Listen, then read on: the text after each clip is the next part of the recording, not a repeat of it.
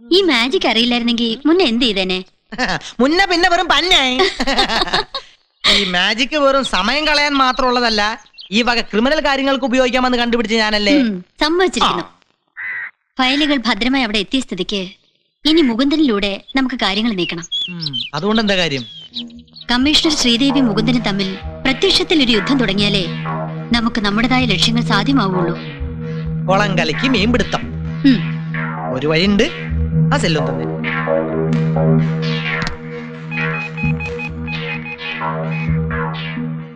Hello, ആരാ? പൂർണ്ണ മുതലാളി എന്ന മുത്തുരാക്ഷത്തിന്റെ മനസ്സിൽ ആരാധിക്കുന്ന ഒരു ആരാധകനാ. എന്താ പേര്? എന്റെ പേര് ദുര്യോധനൻ പിള്ള. നിങ്ങൾക്കെന്ന പോലെ എന്റെയും ഒരു ബദ്ധശത്രുവാണ് കാട്ടുപുരയ്ക്കൻ. ഓന്റെ ആൾക്കാരെ അപഹരിച്ച നിങ്ങളുടെ രഹസ്യരേഖകൾ ഇപ്പൊ കമ്മീഷണർ കൈവശം ഉണ്ട്. സത്യമാണോ? കൃത്യമായി പറഞ്ഞാൽ കമ്മീഷണർ വീടിന്റെ ഡ്രോയിങ് റൂമിലെ ചില്ലിട്ട ടീപ്പോയ്ക്ക് താഴെ. കൈക്കൂലി ഭണ്ഡാരമാവോള്. പണം കൊടുത്ത് വീശിയാൽ ഓള നമുക്ക് പാട്ടിലാക്കാനേ. പക്ഷെ എല്ലാം രഹസ്യമായിരിക്കണമെന്ന് മാത്രം. Okay, thank you. ഒരു സംശയമില്ല, അയാൾ ഒരു ആനമണ്ടൻ തന്നെ.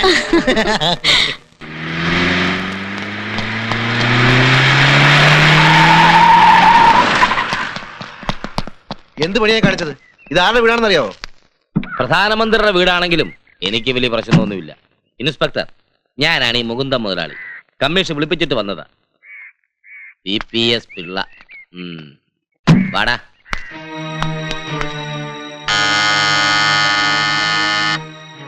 കെട്ടിയവൻ IAS, കെട്ടിയവൾ IPS.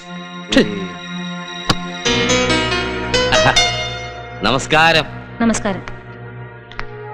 കച്ചവടത്തിലായാലും രാഷ്ട്രീയത്തിലായാലും ശത്രുതയ്ക്ക് ഒരു നീർക്കുമിളയുടെ ആയുസേ പാടുള്ളൂ. അങ്ങോട്ടും ഇങ്ങോട്ടും ഒരു പരസ്പര വിശ്വാസം, അതാണ് എന്തുകൊണ്ട് ശാശ്വതം. പിന്നെ കമ്മീഷണർ ആയാലും നാട് ഭരിക്കുന്ന മന്ത്രി ആയാലും ചെന്ന് കാണുന്ന ശീലം എന്റെ ചേട്ടന് തീരെയില്ല. ഇങ്ങനെ ഒരു സംഭവം ജീവിതത്തിൽ ആദ്യമായിട്ടാ. അല്ല മാഡം, ഒരു പാല വിട്ടാൽ അങ്ങോട്ടും ഇങ്ങോട്ടും ഉപകാരപ്പെടണമല്ലോ. അതുകൊണ്ടാ എല്ലാം മറന്ന് ആ പാലത്തിലൂടെ ഞങ്ങൾ തന്നെ ഇക്കരയ്ക്കെത്തിയത്. ഏതായാലും കമ്മീഷണർ ആളൊരു കൊച്ചു മിടിക്കുക തന്നെയാ. അതങ്ങ് കൊടുത്ത ഒരു ചെറിയ സമ്മാനം. എന്താ തന്നത്? നേരിട്ടായതുകൊണ്ടാണോ? നിങ്ങൾ എന്താ ഉദ്ദേശിക്കുന്നത്? കാട്ടുപുരയ്ക്കൻ തരുന്നതിലും 1 രൂപയെങ്കിലും കൂടുതൽ തരാനുള്ള കഴിവും കരുത്തും ഞങ്ങൾക്കുണ്ട്. അല്ല, പോരെങ്കില് എത്രയാന്ന് പറഞ്ഞാ മതി, തരാം. പക്ഷേ ആ ഫയലുകൾ ഞങ്ങൾക്ക് തരണം. ഫയലോ? ഞങ്ങൾക്ക് എല്ലാം അറിയാം. ഇതല്ലേ ഡ്രോയിങ് റൂം? അതെ.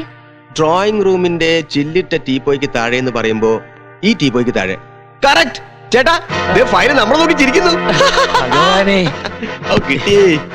വേഗം എടുക്കടാ. നമ്മുടെ ഫയല് രക്ഷപ്പെട്ടു. നന്ദിയുണ്ട്, വളരെ നന്ദിയുണ്ട്. ഇതെങ്ങനെ ഇവിടെ എത്തി? കുറച്ച് കാശുണ്ടാക്കാൻ വേണ്ടി ഇത്രയും ചുറ്റിക്കളി വേണമായിരുന്നോ മാഡം? ഞങ്ങൾക്കറിയാം ഈ IAS-കാർക്കും IPS-കാർക്കും കിട്ടുന്ന ശമ്പളം കൊണ്ട് അങ്ങേയായിട്ട് ജീവിക്കാൻ പറ്റില്ലെന്ന്. സഹായിക്കാൻ ഞങ്ങൾ തയ്യാറാ. കാശ് കൊടുക്കടാ. എടാ ഗോവിന്ദു, ഈ കൊച്ചിന് വീണ്ടും മദാമിയുടെ പ്രേതം കൂടി. ഇല്ല മാഡം, ഈ ഫയലും കൊണ്ടേ ഞങ്ങൾ പോകൂ. നിന്റെയൊക്കെ ശൗര്യം വേണമെങ്കിൽ മന്ത്രിമന്ദിരത്തിൽ കാണിച്ചോ. എന്നോട് കളിച്ചാ ഓടിച്ച് നിന്റെ പല്ലെടുക്കും. എടി പുല്ലേ, ഉള്ളി ഉരുളക്കിഴങ്ങും വെട്ടി വിഴുങ്ങി മേൽശ്വാസവും കീഴ്ശ്വാസവും ഒരുമിച്ച് വിട്ട് കിടക്കുന്ന ചില വടക്കേന്ത്യക്കാരെ നീ കണ്ടിട്ടുള്ളൂ. ഞങ്ങളോട് കളിച്ചാലുണ്ടല്ലോ.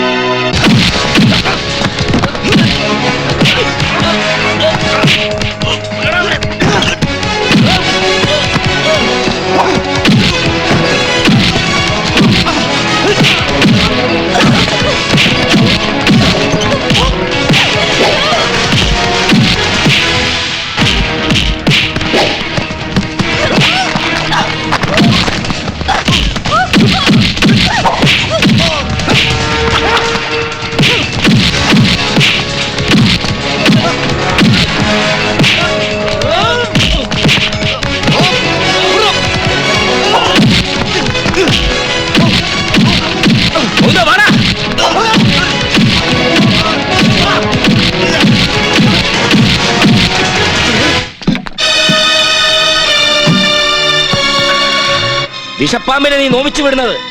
നീ എടുത്തോളാ അവിടെ. നീ സൂക്ഷിച്ചോടാ പുല്ലേ. പണിയെടുക്കടാ. ആ.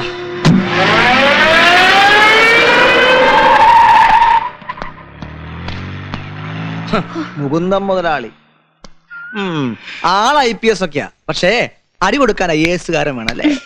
അയ്യോ ചോര. അയ്യോ അല്ല കമ്മീഷണറെ, തന്റെ ജാതകത്തിൽ ഇതേ പറഞ്ഞിട്ടുള്ളൂ. എവിടെ ചാർജ് എടുത്താലും പ്രശ്നങ്ങൾ, പുറകെ തൂങ്ങാൻ ഞാൻ. ഇതേതാ ഈ പുതിയ അവതാരം പയൽ? എനിക്കും അതാ പിടികിട്ടാത്ത. പക്ഷെ ഇതത്ര നിസാരക്കാരനല്ല. ഇതെങ്ങനെ ഇവിടെ എത്തിന്ന് എത്ര ആലോചിച്ചിട്ട് ഒന്നും മനസ്സിലാവുന്നില്ല. ദേ പയലും തൊപ്പിയും കാക്കിയെല്ലാം 4 ദിവസം കഴിഞ്ഞു. ഇപ്പോ സുന്ദരിയും ശാലിനിയും സർവോപരി മാതകമോഹിനിയുമായ എന്റെ ഭാര്യ ശ്രീദേവി. ഓ തുടങ്ങി. ഈ ടെൻഷനിടയിൽ രവിക്ക് റൊമാൻസ് മൂടാ. ഭൂമി കുലുങ്ങിയാലും ആകാശം ഇടിഞ്ഞു വീണാലും എന്റെ വിഹിതം എനിക്ക് കൃത്യമായി കിട്ടിയേ പറ്റൂ.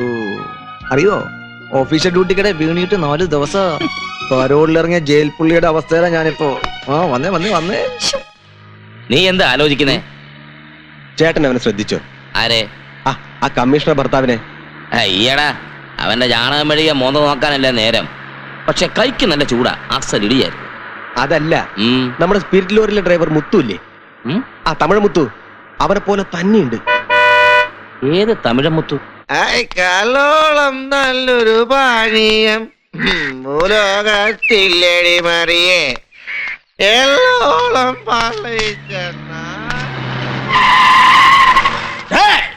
ஒண்ணுக்கு நிக்கும் எவன்டா பக்கத்துல வந்து நிப்பாடுற? நான் யாரும் தெரியுமாடா? இந்த முத்துக்கிட்ட மோதின எவனோ அவன் உயிரோட போக மாட்டான். வாடா வாடா வாடா. എന്താടാ? ஐயோ மன்னிச்சிடுங்க முதலாளி, யாருன்னு தெரியாம போச்சு. കൈവിട്. ഗോവിന്ദോ, നീ പറഞ്ഞത് ശരിയാണല്ലോടാ. ഇതവൻ തന്നെ, ഒരു വ്യത്യാസവും ഇല്ല. ആ കമ്മീഷണറുടെ ഭർത്താവിന്റെ തന്ത ഏതോ പുറമ്പോക്കിൽ കൃഷി ഇറക്കിയ വിത്തായത്. തന്തയെ പറ്റി ഇവനും വലിയ നിശ്ചയൊന്നുമില്ല.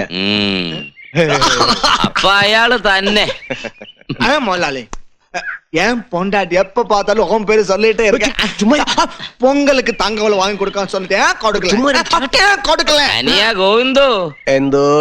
അപ്പൊ ഇവന്റെ പൊണ്ടാട്ടിയുടെ പുറമ്പോക്കിൽ നീയും കൃഷി ഇറക്കാറുണ്ടല്ലേ? അത് പിന്നെ ചേട്ടൻ വെള്ളടിച്ച് ചുമ്മാ പറയണം. ഉവ്വ, ഉവ്വ. എന്തായാലും ഈ പാണ്ഡിവത്തിനെ വെച്ച് നമുക്കൊന്ന് കളിക്കാം.